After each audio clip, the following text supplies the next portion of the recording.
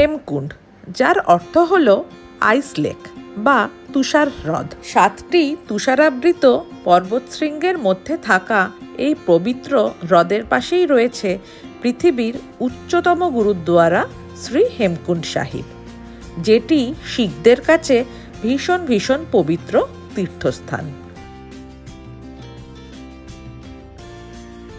বিশ্বাস করা হয় 10ম শিখ গুরু গোবিন্দ সিং তার পূর্বজন্মে এখানে বসে ধ্যান করেছিলেন। সেই থেকে এই স্থানটি তার নামেই উৎসর্গীকৃত। আর রামায়ণের লক্ষ্মণও এখানে এসে ধ্যান করেছিলেন এবং পঞ্চপাণ্ডবও নাকি এখানে এসেছিলেন বলে শোনা যায়। আর ভগবানের প্রিয় ফুল ব্রহ্মকমল, সেটির দেখাও এখানেই পাওয়া যায়। এছাড়াও এখানে হিমালয়ান ব্লু পপি সহ রয়েছে অন্যান্য ফুলের সম্ভার।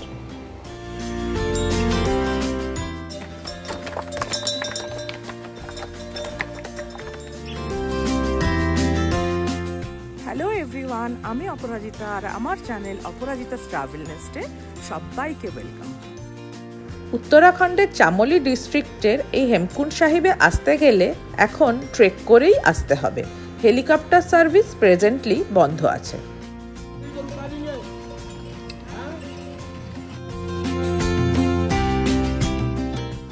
হেমকুণ্ড সাহিব আসার জন্য প্রথমে হরিদ্বার, ঋষিকেশ বা দেরাদুনে আসতে হবে।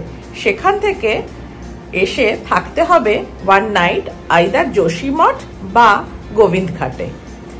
গোবিন্দঘাট থেকে পুলনা অবধি 9 কিলোমিটার গাড়িতে আসা যায়। তারপর পুলনা থেকে 10 কিলোমিটার ট্রেক করে আসতে হবে ঘাঙ্ঘারিয়া। ঘাঙ্ঘারিয়াতে 1 নাইট স্টে করতে হবে। নেক্সট মর্নিং বেরিয়ে হেমকুণ্ড সাহিব আসতে হবে। পুলনা টু ঘাঙ্ঘারিয়া ট্রেকের ভিডিও আমার চ্যানেলে আছে, চাইলে দেখে নিতে পারেন। এটি হলো ঘাঙ্ঘারিয়ার গুরুদ্বারা। এখানে ফ্রিতে থাকা খাওয়ার ব্যবস্থা আছে। আমরা ছিলাম হোটেল হেমলোকে। সকাল 5:30টায় হেমকুণ্ড সাহিবের জন্য যাত্রা স্টার্ট করেছি। সামনের ওয়াটারফলসটি হলো লক্ষ্মণগঙ্গা নদীর ওয়াটারফলস। এই নদীটির উৎপত্তি হেমকুণ্ড সাহিব লেক ও তার আশেপাশের গ্লেশিয়ার থেকে হয়েছে। ঘাঙ্ঘারিয়া থেকে হেমকুণ্ড সাহিবের ডিস্টেন্স 6 কিলোমিটার। হেমকুণ্ড সাহিব যাওয়ার রাস্তা এমনিতে ভালোই, বাট রাস্তাটি কিন্তু বেশ স্টিফ। বেশ খানিকটা ওপরে উঠে এসেছি। এখান থেকে নিচের দিকে ঘাঙ্ঘারিয়া দেখা যাচ্ছে আর ওপরে দেখা যাচ্ছে এই গ্লেশিয়ারটি। 2 কিলোমিটার এসেছি। 5:30টায় জার্নি স্টার্ট করেছি। এখন বাজে 6:45। 2 কিলোমিটার পরে রয়েছে এই দোকানটি।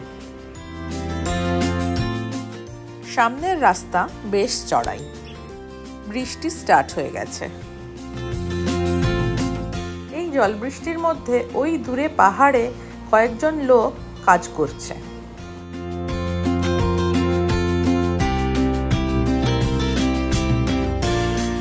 আমি 3 কিলোমিটার এসে গেছি। এই রাস্তায় প্রত্যেক 1 কিলোমিটার ছাড়া 1-2 করে দোকান আছে। এই দোকানটায় আমি একটু ব্রেকফাস্ট করে নিলাম। আমি ম্যাগি খেলাম।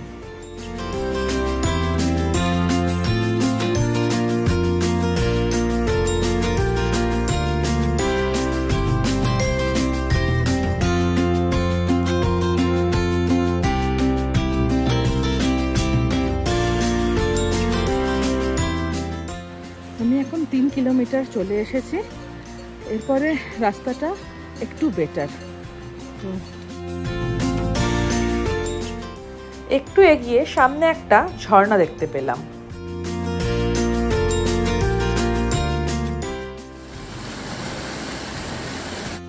ওয়াটার ক্রসিং, জলের ওপর দিয়ে যেতে হবে। আর একটু এগোলেই গ্লেশিয়ারের কাছে পৌঁছে যাব।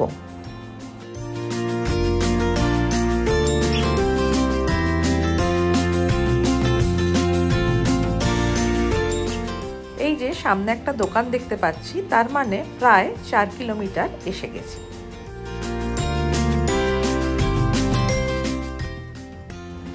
ব্লু পপির দেখা পেলাম।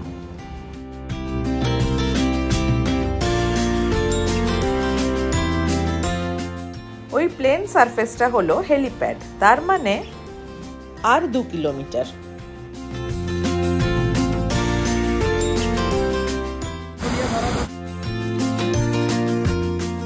ব্রিজ ক্রস করার পর এখান থেকে রয়েছে দুটো রাস্তা, একটা সিঁড়ি আর একটা নর্মাল রাস্তা। এই যে আমার পেছনে হচ্ছে হেমকুণ্ড সাহিবের হেলিপ্যাড। এই হেলিপ্যাডের কাছের ফ্লাওয়ার বেডটা ভীষণ ভীষণ ভাইব্রেন্ট।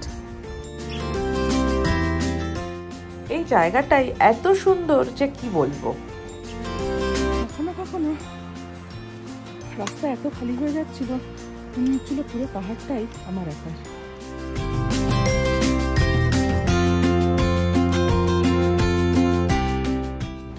ওই যে ওপরে দেখা যাচ্ছে হেমকুণ্ড সাহিব। আর 1 কিলোমিটার। এই লাস্ট ফেজটা এত বিউটিফুল যে কি বলবো। দূরে পাহাড়ের ওপরে দেখা যাচ্ছে ব্রহ্মকমল, আর হাতের কাছেই ফুটে রয়েছে অনেক ব্লু পপি। এছাড়াও রয়েছে ব্লু পপির মতো দেখতে পিঙ্ক অ্যান্ড ইয়েলো পপিও।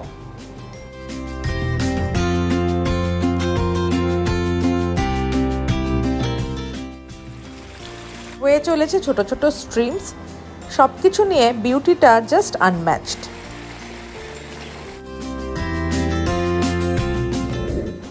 এই যে মিউল স্ট্যান্ড, এখান থেকে আর একটু এগিয়েই রয়েছে গুরুদ্বারা। ভেতরে ফটোগ্রাফি প্রহিবিটেড। ভেতরের পরিবেশটা ভীষণ সুন্দর। এখানে বাইরে ভীষণ রকম ঠান্ডা হলেও ভেতরে রয়েছে রুম হিটার, প্লাস রয়েছে প্রচুর ব্ল্যাঙ্কেটস, মানে এক একজন 2-3টে করে ব্ল্যাঙ্কেটস নিয়েও বসতে পারে। লেকের পাড় ধরে টবে প্রচুর ব্রহ্মকমল পরপর বসানো আছে। এটি হলো লক্ষণ মন্দির। এখানে বসেই নাকি লক্ষণ ধ্যান করেছিলেন। যাচ্ছি লঙ্গরখানার দিকে। এত ঠান্ডার মধ্যেও পায়ে কিন্তু ঠান্ডা লাগছে না। এটি এখানকার লঙ্গরখানা। এখানে ফ্রিতে গরম গরম নিউট্রেলা দেয়া খিচুড়ি আর দুধ চা দেয়া হয়। রিটার্ন জার্নি স্টার্ট করলাম। আজ প্রায় সারাদিনই বৃষ্টি। বৃষ্টির মধ্যে আবার পথ চলা শুরু হলো।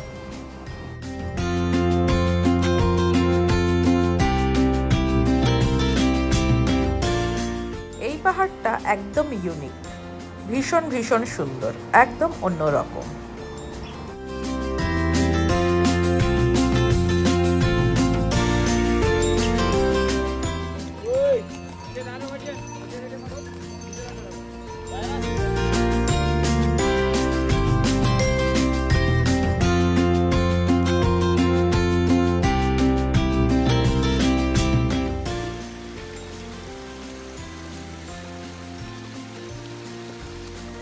আর 3 কিলোমিটার।